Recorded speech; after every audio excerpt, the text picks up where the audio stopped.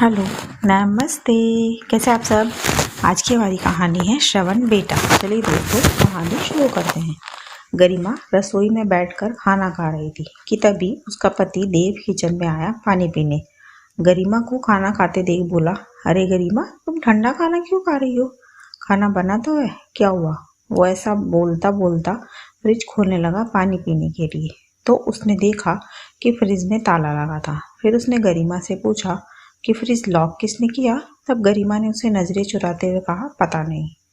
देव गुस्से में किचन से बाहर आ गया और अपनी मम्मी के कमरे की तरफ गया, जहां पर उसकी माँ के साथ उसकी तलाकशुदा बहन भी थी। दोनों माँ बेटी सोने की तैयारी कर रही थी। गरिमा के परिवार में उसके पति देव के अलावा उसके दो बेटे अंश और वंश है। साथ ही उसकी सास कोकिला जी और उसकी ननद माधवी भी है। गरिमा के ससुर जी का देहांत हो चुका है।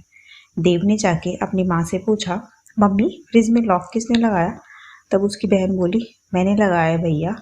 तेरी बीवी तो कोई काम करती नहीं है, उसको तो कुछ पता नहीं है कि सोने से पहले सब चीज़ें लॉक करनी होती है। वो तो मैं हूँ, नहीं तो न जाने क्या हो इस घर का। फिर कोकिला जी भी बोली, और क्या, वो तो फूहड़ है, उसे क्या पता। और एक मेरी बेटी है जो पूरा पूरा ध्यान रखती है हर चीज़ का। तब देव बोला, और चाबी किसके पास है? तब माधवी बोली, मेरे ही पास है भैया। फिर देव ने गरिमा को आवाज़ लगाई, गरिमा, गरिमा। गरिमा आई। तब देव बोला, माँ और माधवी, आज मुझे सच पता चल गया। कैसा सच? दोनों माँ बेटी एक साथ बोली। तब देव बोला, आप ठीक कहती थी माँ, मेरी बीवी फूहड़ है, जाहिल है, गंवार है, इसको तो कोई अक्ल ही नहीं है। फिर दोनों माँ बेटी गरिमा को देखकर कुटिलता से हंसने लगी और गरिमा ने सर झुका लिया, क्योंकि उसे इस तरह की बेइज्जती की आदत थी। क्योंकि उसकी सास और नंद हमेशा ऐसा ही करती थी। पहले उसे खुद जलील करती थी, फिर बेटे को बुलाकर उससे जलील करवाती थी। कभी कभी तो बेटे को उकसाकर उसको पिटवाती भी थी। और देव, वो तो अपनी माँ का श्रवण बेटा था, जो अपनी माँ के खिलाफ एक शब्द भी नहीं सुन सकता। शुरू शुरू में एक बार गरिमा ने अपनी सास की हरकत देव को बताने की कोशिश करी थी, तो देव उसे उसके मायके छोड़ आया था, फिर लेने ही नहीं गया। तब 1 महीने बाद उसके पिताजी ही उसे हाथ जोड़कर छोड़कर गए थे। इसके बाद गरिमा ने देव को कभी उसकी माँ की शिकायत नहीं की, क्योंकि उसके मायके में बस उसके पिताजी और एक छोटा भाई है। उसकी माँ का काफ़ी पहले स्वर्गवास हो चुका है, इसीलिए वो बस खामोशी से सब सहन करती रहती है। उसकी शादी को 7 साल हो चुके हैं। इन 7 सालों में गरिमा तो जैसे पत्थर की हो गई है। हंसना मुस्कुराना तो उसे आता ही नहीं है। खैर, अब आते हैं आज के मुद्दे पर। फिर देव ने कहना शुरू किया, हाँ माँ, ये सच में जाहिल है, ना समझ है। हाँ माँ, सच। फिर कोकिला जी बोली, और क्या? और क्या, तो मैं तो तुमको कह ही रही थी, अरे कुछ नहीं आता इसे। फिर देव बोला, हाँ माँ, कुछ नहीं आता इसे। जानती हो माँ, आज ही ठंडा खाना खा रही थी, और जब मैंने उससे पूछा कि तुम ठंडा खाना क्यों खा रही हो और फ्रिज की लॉक किसने लगाया, ये पागल बोली कि पता नहीं। पर इसकी आंखों में आंसू थे माँ। ये सब जानती थी कि ताला आप लोगों ने लगाया है, पर इसने कुछ भी नहीं कहा। कुछ भी नहीं माँ, बोल करके देव रोने लगा और गरिमा हैरानी से अपने पति को देखने लगी, और उसकी सास और नंद तो वो चक्की रह गई।